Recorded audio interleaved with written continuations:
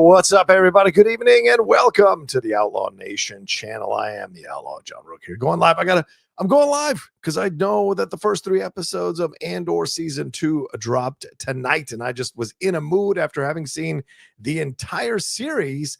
I went back earlier today, went back tonight and rewatched the first 3 episodes all over again. Where's my stuff? Clean my glasses, and I get my glasses are a little fogged over from the amount of Andor I've been watching today. So there was a lot that went on and I'm not going to ruin anything, of course, from the other episodes here, but I am excited to talk live about these first 3 episodes of Andor season 2. You guys know I'm a massive fan of the Andor series, been a fan for a very, very long time. And so I was looking forward to seeing what we were going to get here when we got into season 2 here of Andor, and what was from creator Tony Gilroy, and touching base with all these phenomenal actors and these characters, going back into their world, going back into the things that they're experiencing here. Of course, we know that this season is broken up into 3 episode blocks here. Every week there'll be 3 new episodes. This is just my reaction and conversation about them. We'll be reviewing them on the Geek Buddies. We'll be reviewing them on the Jedi Way for sure. But I just wanted to jump on live because I was just so jazzed after watching the episodes all over again. I wanted to talk about them. And, 1 year later is the first episode here. Ariel Kleiman directs the first 3 episodes of this particular season of Andor. And I think these 3 episodes are a fantastic way to walk us back into the world of Andor. And I thoroughly enjoyed these episodes. I tell you right now, you guys are in for a hell of a season. I saw the entire season today before the link was taken down at 6 p.m. I was able to watch all 12 episodes, and the fact that it was so good that I went back to rewatch the first 3 episodes tonight before I jumped on here live should tell you how much I enjoyed this season. And look, it is better than yes, it's better than season 1, but I don't even want to compare season 1 and season 2, because season 1 had a different set of objectives and assignment, and season 2 has a different set of objectives and assignments in what they're trying to do. And so for what it was doing in season 1, it was an exceptional season of television. What it does in season 2, and you guys are going to find that out as you watch the next 3 weeks of episodes, the next 9 episodes in the series, it really knocks it out of the park. So if you're going to put a gun to my head, put a blaster to my head and compare 1 and 2, I do say 2 is better than 1 because it's much more expansive. Way more characters are involved in this. We go to a bunch more locations, and we lead all the way up to, and I hope you guys know this, we lead all the way up to the beginning of Rogue One. So, but for these first 3 episodes, we had to get ourselves back into the world of Andor. It's been a year later since everything that happened there on Ferrix and the death of Maeve, which of course is something that's still resonating within Andor, resonating with everybody who was there on Ferrix and experienced it. But these particular 3 episodes deal with Andor and Cassian stealing a ship, ending up on what is Yavin 4, but it's early on in Yavin 4's creation there, getting involved with some weird battle between 2 sides of warring gangs of rebels there, and then we go to Mina Rao, where Bix, Abrasso, and Wilmon are at, and they've become grain farmers, and they're working there to kind of stay out of the sight of the Empire. But the Empire shows up to do a census, and that puts them on their heels. And speaking of the Empire, on the Empire side of things, the first 3 episodes waste no time in bringing Orson Krennic back into the world of Andor and Rogue One, and start laying the groundwork for the Gorman situation and what's going to happen with the Gorman stuff. They did talk about that they're gonna address the Gorman massacre in this particular season, and sure enough, there is going to be something with that coming up later on. But certainly they're laying the groundwork here with the seeds of what's going on in Gorman with the Empire. Then we touch base with Dedra and Dedra and Cyril Dedra and Cyril, they're together. We get an interesting scene with Cyril's mom and Dedra, which I think is interesting. But clearly Dedra is still very focused and determined to be someone who is high up in the Empire. And so there's a lot that she wants to accomplish. And the interesting situation we find ourselves. I don't want to jump the gun though. Let's start off with Andor. Look, I'm talking about this right now. If you guys want to send in Streamlabs and super chats as we go along, feel free. I didn't even pin the address in the. Hold on, let me pin this in the thing just in case anyone wants to send in anything as we go along. I hate to not have people be unable to send any kind of support if they're enjoying this, but I want to hear from you guys as well. What did you all think of this first episode? What stood out to you? First 3 episodes, what stood out to you? What really moved you? What got you going? Did you think this was a good way back into the world of Andor? Did you enjoy that as well? And did you think that the way they came out the gate here with a much more mature, confident Andor, touching base with all the characters here from Ferrix, and also introducing the Empire back into the mix again through Orson and Cyril and Dedra. Did that all work for you guys? Let me know. But we'll jump into the situation here with Andor. I love the way the first episode starts out. The first 12 to 15 minutes of the episode are pretty exceptional here. We have Andor going up to talk to, or having a new recruit, Naya, there, who works for the Empire, having a back and forth with her because she's essentially setting up this TIE fighter to be stolen by Andor. They're at a CNR test facility. I hope I'm saying that right. And if I'm not, please someone correct me in the chat. He says to her, the Empire cannot win. You'll never feel right unless you're doing what you can to stop them. You're coming home to yourself. What I really found interesting about Diego Luna's performance in this first episode, in this first sequence here, is that this is an Andor that has clearly been influenced by Luthen Rael. This is an Andor who has learned how to use his natural instincts to talk people into things so he can steal things from them in the past. He has now matured or gotten older and certainly seen some things, gotten some experience. So the way he's using these honey words of his to get someone like Naya to help him, even though she's nervous, scared for her job, thinks she might get caught and killed by the Empire, the way he's speaking to her is the way that Luthen Rael spoke to him, right? Trying to talk about how much her sacrifice is, talk about her internal life, and that she's going to be able to look at herself in the mirror afterwards because she helped. So there's a certain level of strength and maturity and power to Cassian now that wasn't there by the end of the first season. So you see he's got this experience. He's a bit more seasoned as a fighter. And when we watch later, Willman himself as a young guy, it's kind of like a young Cassian seeing Willman in this first 3 episodes as well. But he does eventually get into that ship, and then it becomes some great slapstick. And look, we sense the danger the whole time, even though this is happening here with the ship. He's never flown a ship like this before. He wasn't trained to fly a ship like this before. And he's shooting the blasters, shooting the bombs off and trying to figure out how to control it. That attracts the attention of all these stormtroopers. Or he ends up shooting and then bursting out of there, going all the way down the hill, almost falling into the big crevice there. Then these 2 other ships are called in to attack him. He ends up getting off of that ledge and leading him on a goose chase, eventually shooting a bunch of debris out onto them, and he escapes. And just when he lands the plane, or lands the ship rather, you think he's going to meet up with another pilot. That's the whole plan. But instead, it's this ragtag bunch of rebels, kind of like the Lost Boys from Peter Pan, who are lost on what we'll know to be Yavin 4 there. They're on there. And I thought that was really interesting. I really enjoyed the way they had that. I know I've seen some reviews of people like, oh, I don't understand.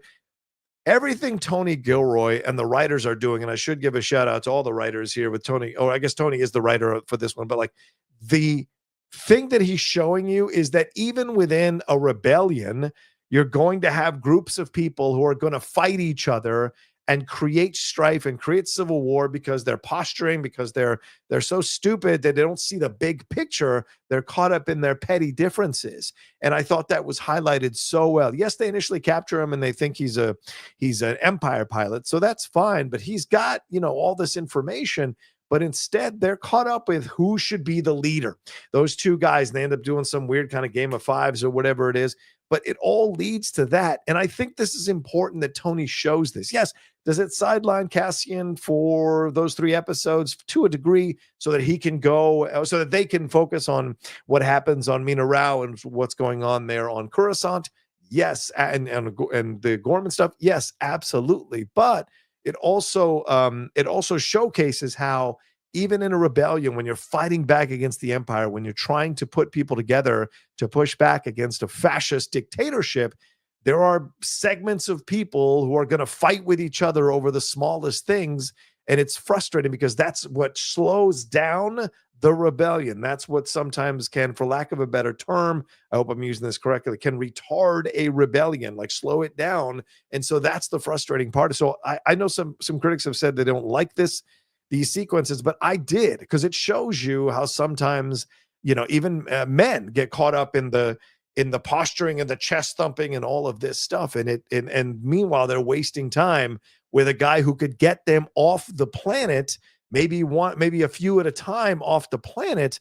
And they work nothing out with him, and instead just get him caught up in this mini civil war that's happening against a very small patch of land. Oh, and by the way, there are creatures at night that come and eat the bodies, as we saw the poor female pilot there, who got her body essentially broken into pieces by these animals after she was shot and killed. So it shows you the uselessness of these kind of petty civil wars breaking out when the bigger picture is to fight the empire, to fight the bigger villain. And so I kind of like that as a sequence. And yes, it had a little bit of humor, but there was no losing of the stakes the whole time. And you saw how Andor, it's just second nature for him to try to work on people and get into their minds. He is so grown in a year that he is able to get himself out of these situations instead of sulking or feeling bad about it or feeling like the world's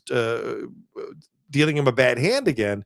He's able to troubleshoot the situation and get out of the situation. And eventually he does get onto the ship and get out of there, so leaving them all behind. So they all wasted all this time fighting each other instead of coming together, figuring out a compromise, figuring out how to work together, and then coming up with a plan for all of them to get off the planet, maybe 2 or 3 trips from Andor on that TIE fighter to make sure they're okay. Meanwhile, they're losing food, losing water. They're not being smart about the things they're doing. So there's a lot of commentary, I think, going on with having this kinds of things, because we see it now in our political lives, don't we? We see those smaller segments of of people who are against the people in power fighting amongst themselves. Certainly we saw this throughout the election cycle, well, they're not talking about this issue strongly enough for me, so I'm not going to vote for them. And it's like, what's wrong with you? Now that you didn't vote for them, this is what we got, the madness that we got. So it's those kinds of things that I think Tony is talking about. I think that's what's great about the show as well. And you all will see this as you watch all 12 episodes. It was shot 2 years ago, yet it's incredibly topical to what's going on in our world, all over our world, not just in our country. And I think that was, for me, a hell of a thing to witness as I was watching all the episodes today. But I also like the fact that Andor is nervous. It's so genius to show Cassian in that TIE fighter at the beginning of the episode being nervous about what to do. We get caught up in the Cassian Andor, he's this big stud, and we get caught up with these heroes, but we forget there are, in real life, no matter who our heroes are, they go through periods of nervousness or situations where they're not on top of it, and it shows. And so when he gets in that plane and does all he does, I think it's pretty hilarious overall. So, but yeah, it's really interesting to see how he's matured and gotten to a good place for himself. And of course, later on, we'll see what happens with him. But then we go to Mina Rao, right? And that's where we have Bix and Brasso and Wilman there, who are now grain farmers. Brasso is with this woman, I think Talia is her name. And then Wilmon is with this young girl who is apparently of a higher station than him. So it's kind of an issue. Bix is there just kind of dealing with her PTSD, which is something that I had mentioned before in numerous conversations about Andor season 1 after it was over, and also in the trailer reactions, is, are we going to see Bix deal with a PTSD from being tortured like she was at the end of the season there for season 1 by Dr. Gorst on the orders of Dedra? Like, are we going to see her? And sure enough, we are. Dr. Gorst comes to her in nightmares. She's freaking out. Brasso has to calm her down so she can function. And so we're seeing them all there, and it looks like they're living a pretty happy existence, kind of a communal existence and what have you. And they have friends there who are helping them, or so they think. But then the Empire shows up. Always the Empire is going to show up to mess up your happy home or mess up your happy existence. And sure enough, that happens there, and they're coming down for a census. But the thing is, it's the Empire. How much of this is actually true? How much is these people going rogue a little bit to do what they want to do? Maybe they're told to do something on the planet, but they can extend their power.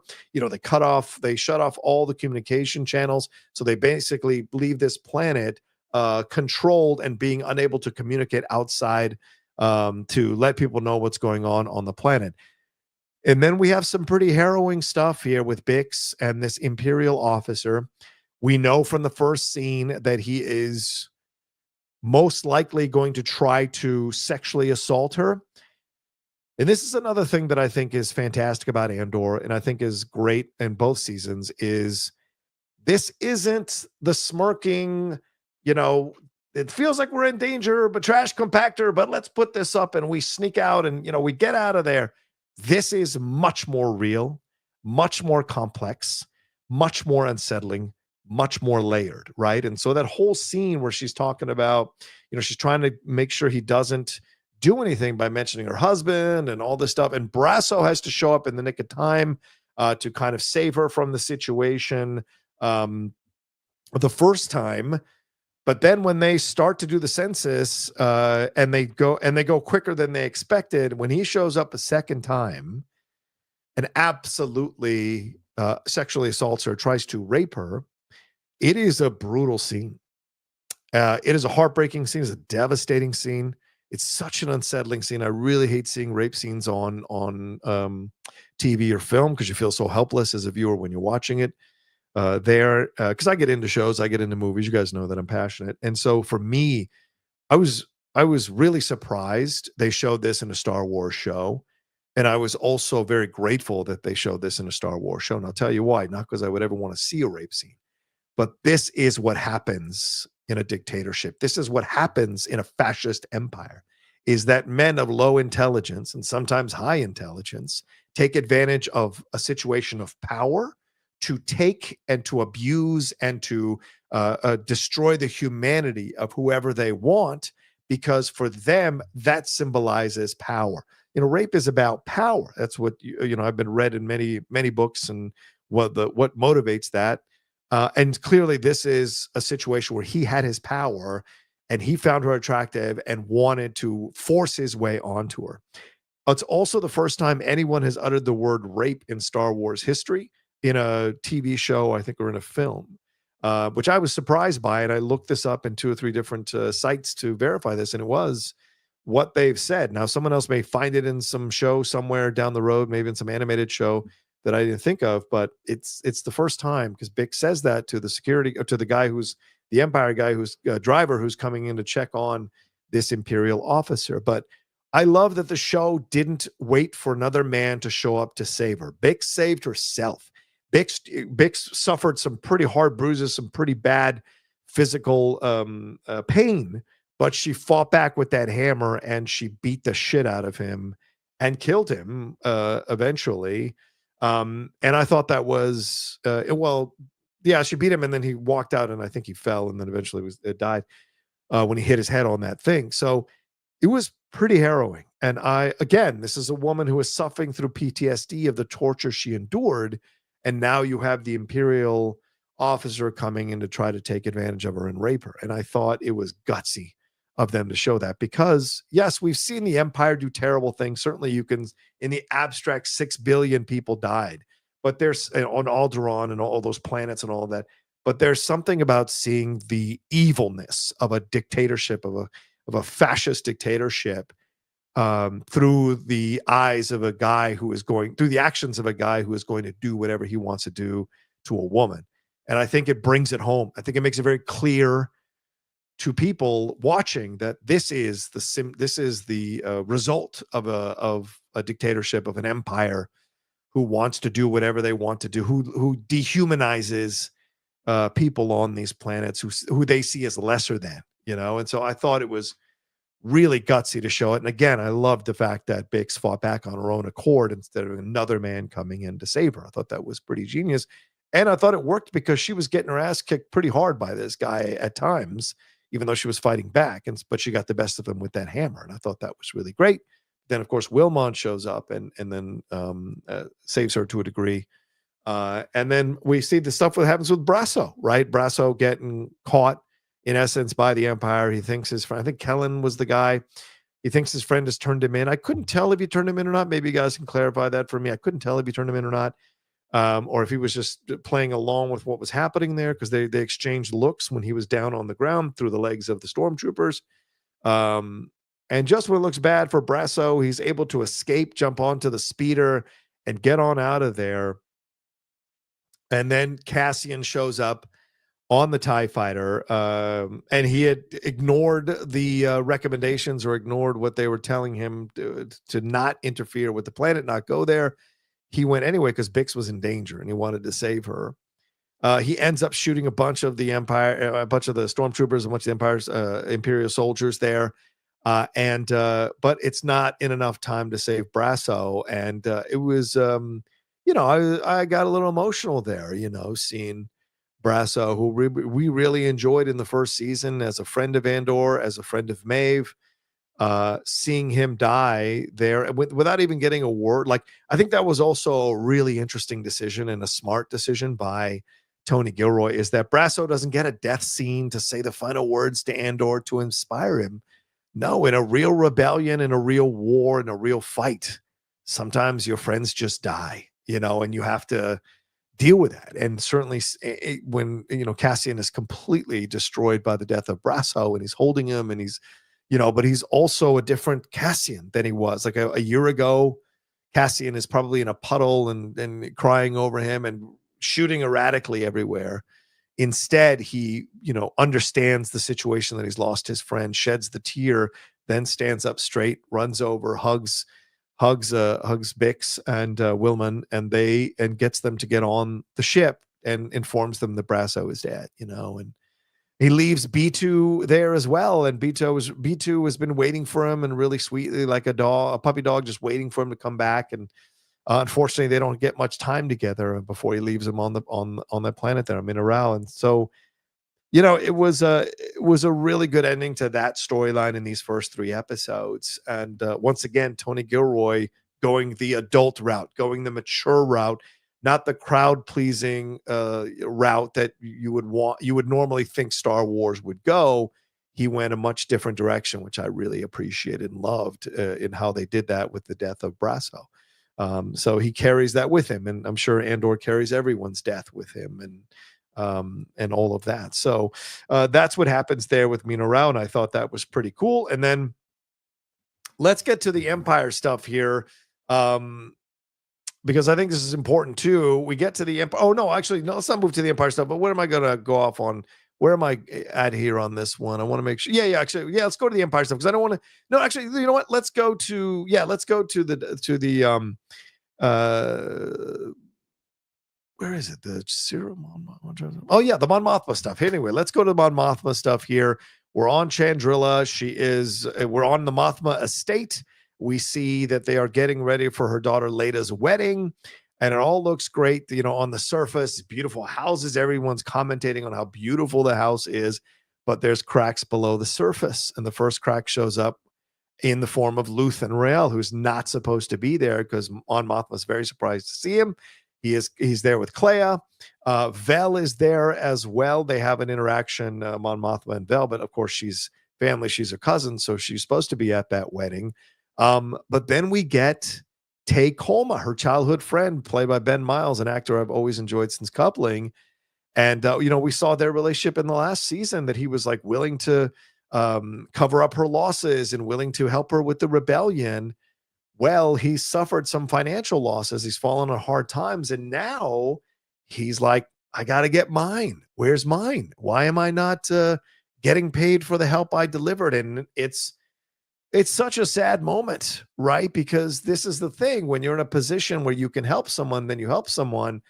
But then later down the road, you're in some trouble. You might be prone to having the Empire use you, or you might be prone to surrendering some information up because you want to get back to that state of existence that you were in before, or financial existence that you were in before. And so we see Genevieve O'Reilly does such a great job carrying that pain with her. She has that conversation with her daughter about like her wanting to like, listen, I'm going to give you the opportunity my mother didn't give me.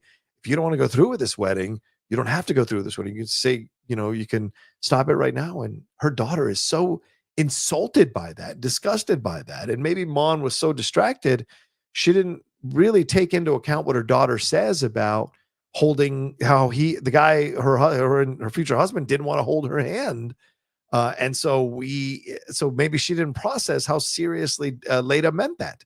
And so very clearly that is a situation where there is a fracture between mother and daughter here. And she's being pushed to the side, and her husband there as well. The parent delivers that speech that's really interesting, talking about how pain will find you.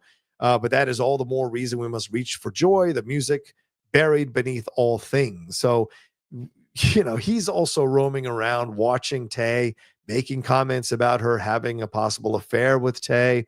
Meanwhile, he's, you know, talking up the other guests, talking up some of the female guests as well. And then we get the scene where Cinta shows up there, played by Varada Sethu, who I think is the new partner in Doctor Who for this season. She shows up there. Her and Vel, who of course ended on not the best terms, they exchange a look. And then we know that when she drives Tay off the Mon Mothma estate, that essentially she's going to kill him. And Luthen has hired her to kill him.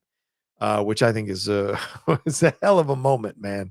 And Tay thinks nothing of it that a new driver is driving him back. He's so caught up in his own stuff, he doesn't notice it. But later we see Mon Mothma drinking with her friends and seeing like the loss of her childhood friend, because she knows that her childhood friends want something from her. So he's a bit compromised. Luthen showing up and them trying to keep in contact with Cassian, but can't seem to contact Cassian. Vel being there as well, her daughter rejecting her, and even her husband and her in a loveless marriage. Like there's all of this that is coursing through her, all of this sadness, all of this broken relationship, all of this just utter, loss, I guess, of the relationship with her daughter, relationship with her husband, the relationship with her childhood friend. And everything is turning her towards the rebellion. Everything is pointing at her to head to the rebellion. And I thought when she gets drunk and starts to be part of that EDM dance that they do at the end of the wedding, I think they're screaming something. It just was, it was sad, to see her, because you could see she's pained. She's dancing and trying to enjoy herself through her pain on her face. And everyone else is dancing. And maybe most of those people are dancing around because, this is their one moment of happiness with the Empire ruling over them. And we don't know, we don't go to the specifics of what they're dealing with the Empire ruling them there. But maybe this moment is this dance is a dance to let stuff out, and just take your mind off of it for just a few minutes. And it's an incredibly well choreographed dance. It's beautiful. I mean, the costumes here are incredible. The production design, the look of the Mothma estate is absolutely stunning and astounding. The rumors are that this series cost $300 million to make. $300 million. That's a lot of money. But I will tell you this, having seen all 12 episodes, I think every penny of it is up on the screen. Whether it's the cinematography, whether it's the production design, whether it's the lighting, whether it's the costumes, whether it's the actors, whether it's the locations that they go to, all of it is up on the screen. And I think the direction here, again, the direction from Ariel Kleiman is fantastic in these first 3 episodes, from the sweeping shots of the grain to the incredible shots of the Mothma estate, and what we're going to get to the very cold, clean look of the living spaces on Coruscant and the Empire's offices. It's all so well done, so stark, and each one of those locations has their own personality, which I thought was so fantastic to witness here as we're watching these first 3 episodes. But Yeah, Andrew says, what did you think of the wedding music? More dancing, Amon dancing, contrasting with the sadness Cassian and the crew are feeling.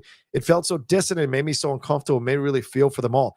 And that's the whole point, Andrew. I think you answered your own question. That's exactly the whole point of this thing, was to show the dissonance of everything that is happening. Because that dancing, and I'm talking about the storyline separately, but of course the dancing was juxtaposed with Cassian saving everybody off the planet, and shooting the Empire soldiers and all of that. So you got that going back and forth. So there was a lot here of the show itself, displaying for you the uncomfortableness of everything that is going on because the Empire is in charge of everything. Right? Look, you all know where I lean politically. You all know where I go in my head, and so to me, watching these first 3 episodes, really watching the whole season, is very topical.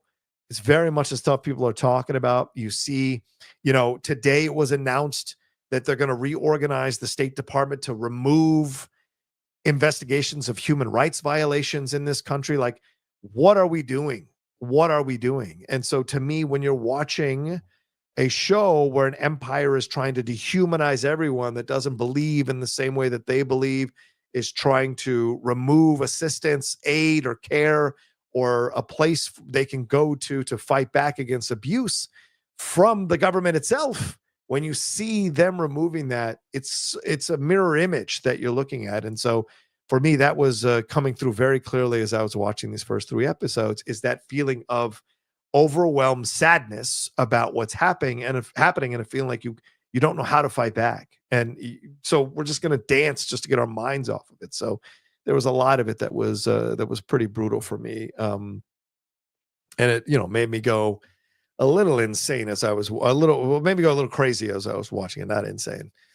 Speaking of insane, let's move on to the Empire here. I think this is really important. Oh, wait, no, we got a super chat that came through. Hold on. Wiley Todd says, catching up on the first season, first time watch for me on episode 6. I'll be back to this. Yeah, definitely, Wiley. Thank you, man. I appreciate that. Anyone else?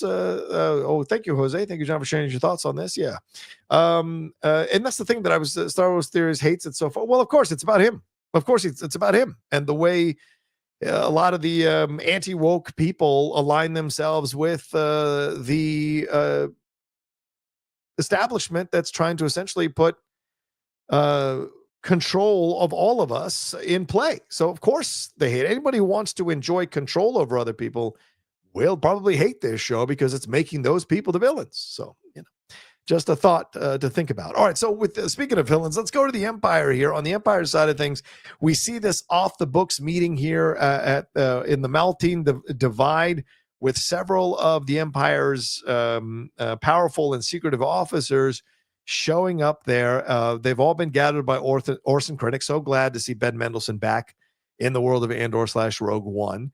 Orson announces the Empire's intention is to plunder the mineral resources of Gorman, a very peaceful and prosperous planet. We see this almost like old school 1970s film reel about Gorman and the products of Gorman and the cloth of Gorman and how it's used throughout the universe. And if you want to come and settle, we hear the horn, the Gorman horn, all of that stuff is there.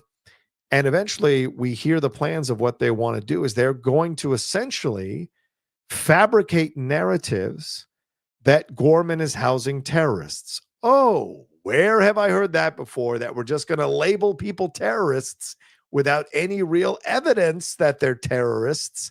And then we're going to keep pumping that lie out for people to embrace and accept and believe about these people, because we know there's a certain section of our people who will believe anything we tell them because they just want to.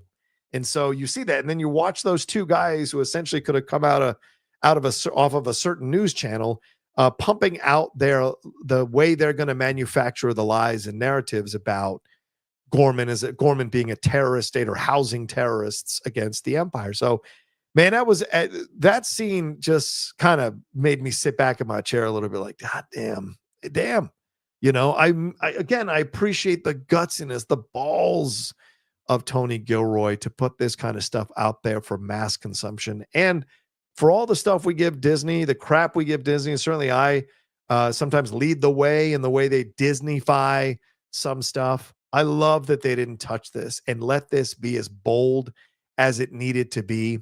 I think they hang the lantern on it. I don't think they turn the light up too bright, but bright enough that if you're looking for it, you can notice it and you understand where Tony Gilroy is coming from with his writing here. And I thought that was an interesting moment. So clearly, you know that they're going to push lies, push narratives, push false stories out there in order to get people to turn against Gorman, because Gorman does not want to go along with the Empire. Gorman doesn't want to let them have access to this mineral and what have you.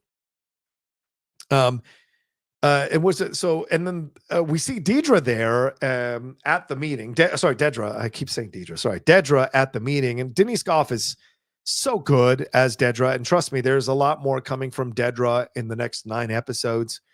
She's such a fantastic actress, and the way she plays this character. Look, there's an easy way where this character becomes one-dimensional and just makes a frown face all the time, and you never really get to know her or get to see her. But seeing her here in this, even in this sequence, because I think we're going to see much more of her in a second when we talk about the scene with her and Cyril's mom at the dinner table. But like when just here in this whole meeting, Orson says that after they break up the meeting a little bit, Orson says, like, I chose you. That I hear how you're working. I hear reports about you and how good you are and your desire to move up the rankings, right? To move up positions. And she tries to be demure. She tries to play down her knowledge of something, saying she doesn't want to speak till she knows fully what she's talking about. And he dispenses with that and says, look, give me your assessment. Don't bullshit me. I know you already had a plan before you walked through the door, or as soon as I mentioned Gorman. And so she tells him, we need to manufacture rebels that are going to be rebels we can control, so that we can essentially stage something that we can take advantage of, and that will give us easier access to what we need to get from Gorman and turn the galaxy against Gorman. So she is as ruthless as Orson in a lot of ways. And I feel like even in an undercurrent throughout the whole show, if a lot of these men had let Dedra move up, maybe the rebellion loses, because Dedra is incredibly intelligent, very capable. But she's also kind of held back by a bunch of guys who are, kind of above her and don't want to lose their positions to her. So you see that. So the way that she comes up with that, and then she walks away from the exchange with Orson. Orson doesn't walk away. Orson's the person in power.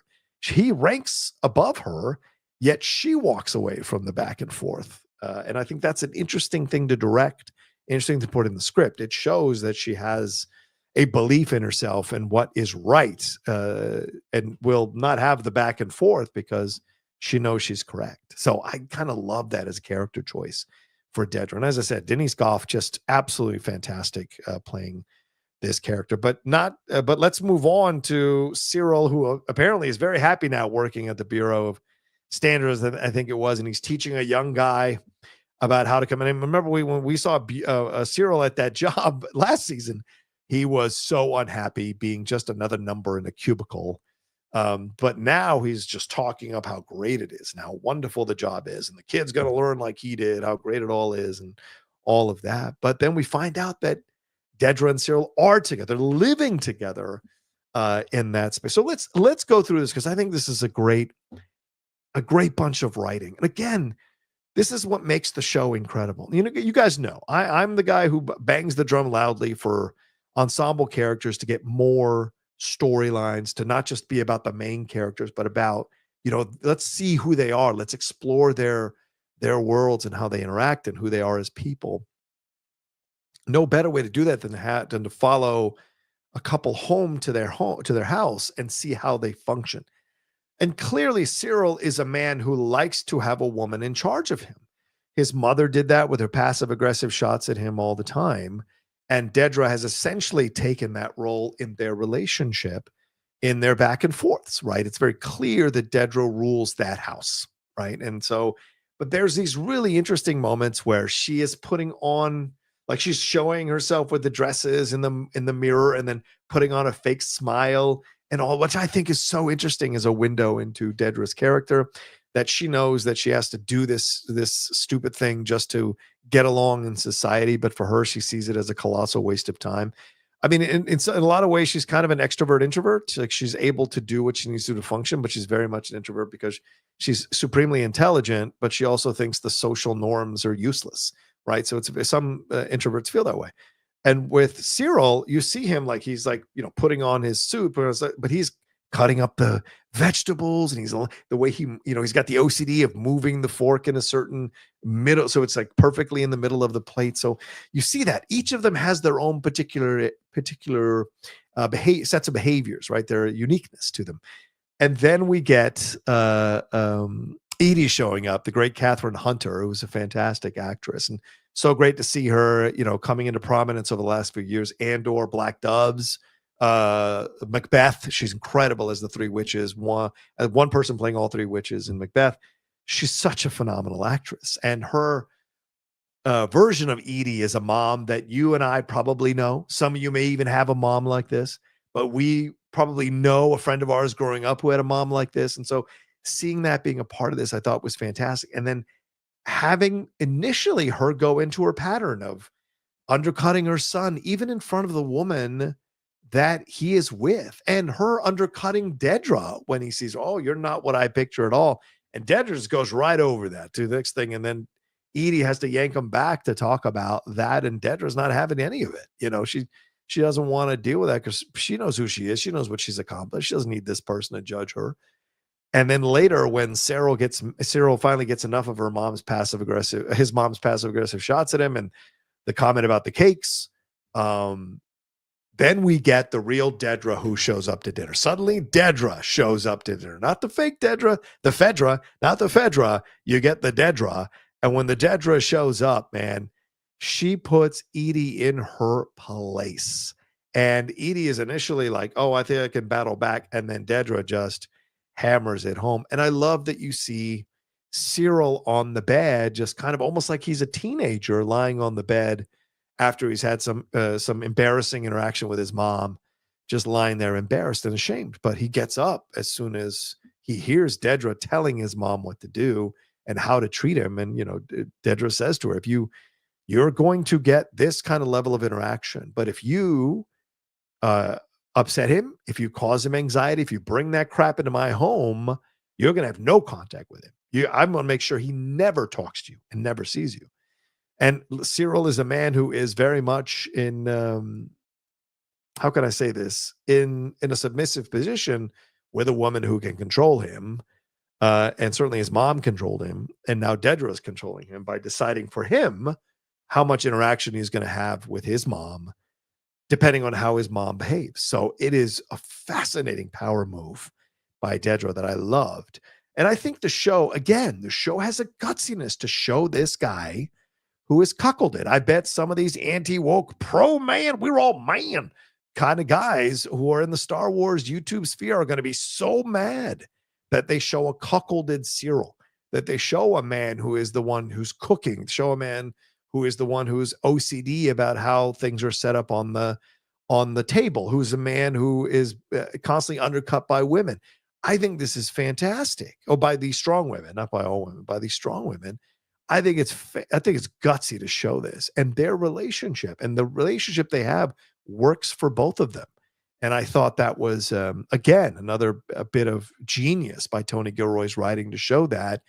And I hope it pisses off the right kind of anti-woke dudes who are so caught up in their manhood that they can't handle seeing a male character being like this, because there are men who like to be controlled by women. There are men who absolutely surrender control of their houses to their women. Why not be able to show that in a situation in Star Wars, and certainly have that for someone who serves the Empire, this evil fascist dictatorship that wants to control everyone, and certainly has elements of their people who are willing to rape someone like, or try to attempt to rape someone like Bix on Mineral. So I think I think that was the place to show a cuckolded man, is in the Empire, because we had these visions of the Empire through Palpatine and Vader, but there's also stormtroopers who can't shoot straight. There's also people in the Empire who turn who betray or who are incompetent or a buffoon. So showing all of that, and then you see this thing with Cyril and Deirdre.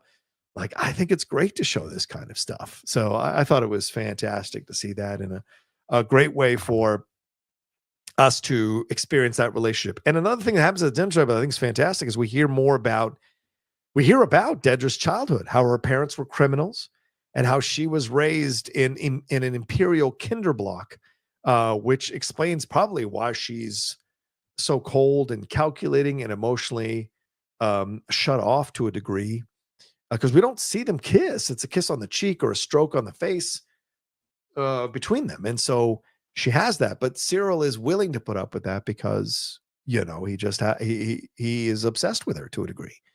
And so, but we hear this stuff about her. And so she came up this way because of the experience that she had, but she was probably born a certain way. And then the experiences that she had led her into this path, right? I mean, there are quite a few characters in Star Wars who don't grow up with their mothers and fathers because it is a time of war. But a lot of times we find them and they grow up to be good people. They grow up to fight in the rebellion. They grow up to understand right and wrong and not be in service of the Empire. So it's just that this particular person went in this direction, And so I thought that was great to see this behind the scenes look and fleshing out, as I mentioned, of an ensemble character like Dedra.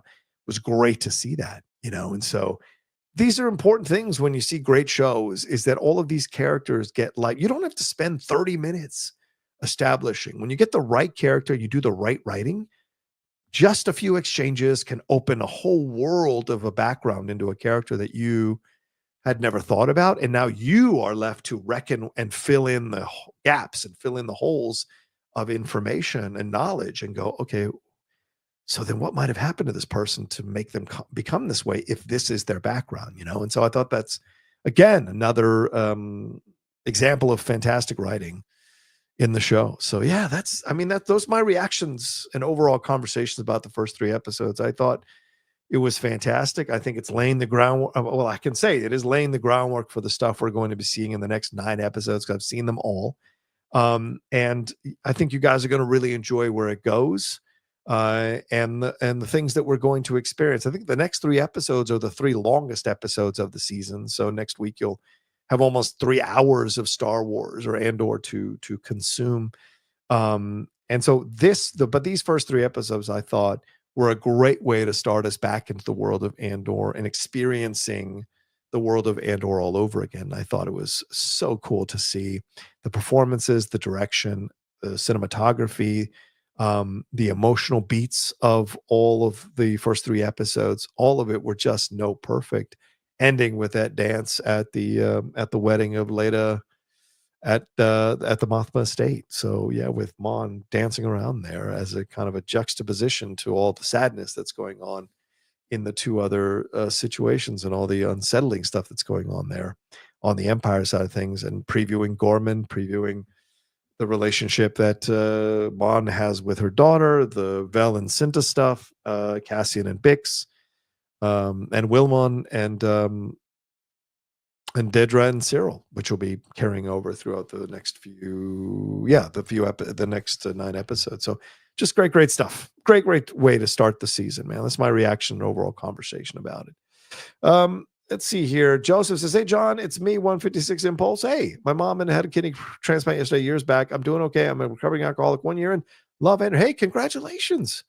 Hey, man, everyone's got their thing that they're battling. Everyone's got their thing that they are going through. And so, brother, I celebrate you. A year being sober, that is amazing. So God love you, man. Keep going, keep fighting, keep getting into the right place you need to get to, and doing what you need to do, man, for yourself. So shout out to you. It's great to see you again, 156 Impulse.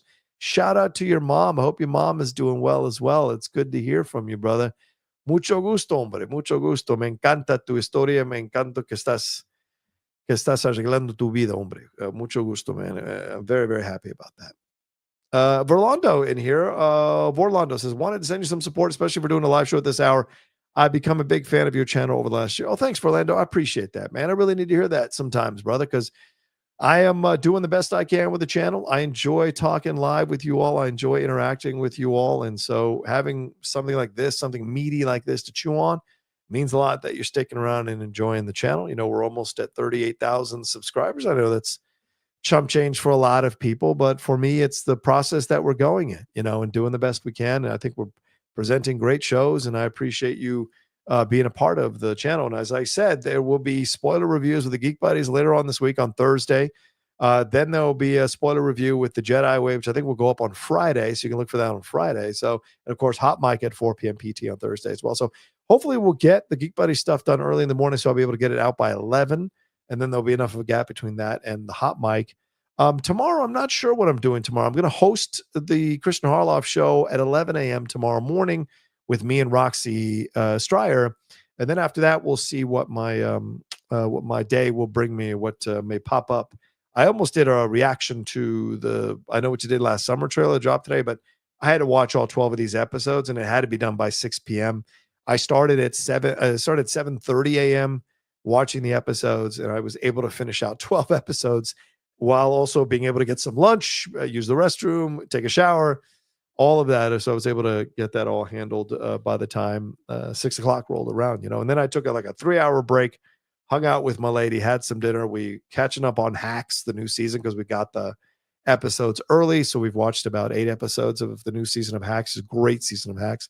And now I wanted to jump on and then I watched the other 3, and then I watched these 3 episodes and fast forward again and wanted to jump on and talk about them with you all. So thanks so much for the stream last. Thanks for joining me live. I really appreciate it. Anything else you guys want to say?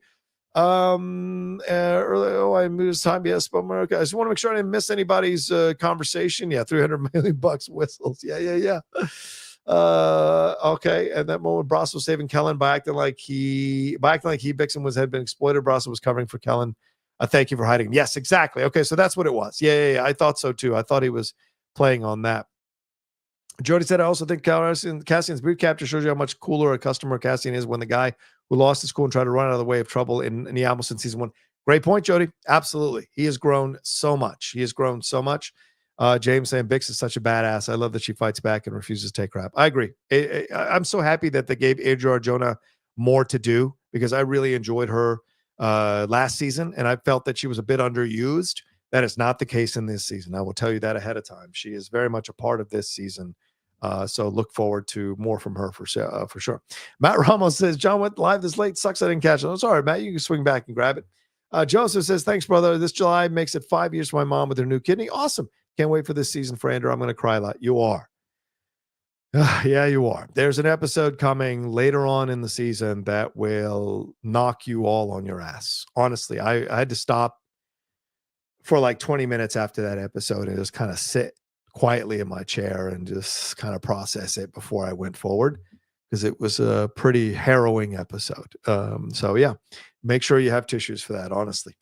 All right, thank you all so much for joining me live. I appreciate it. It was a late night, so thanks so much. Make sure you hit a like on the video. If you're watching it later, maybe you're stumbling upon this, please make sure you subscribe to the channel. Hit that bell button as well. Leave your comments on all the stuff I talked about. Leave your comments on the first 3 episodes of Andor. Would love to hear from you all and what you think. Oh, thanks, Jody. Very kind of you, brother. Thank you for the super sticker. Thank you so much. But yeah, leave it. And if you are watching later by any chance and you want to send a thanks, any kind of financial support, that thanks button, hit that thanks button, send in some love to me. I would appreciate it very much. As I said, look forward to our reviews for the Geek Buddies and the Jedi Way coming up later this week, and the Hot Mic as well. All right, much love to you all. Take care of yourselves. May the Force be with you. And I'll talk to you next time with another live reaction video here on the Outlaw Nation. Peace until then.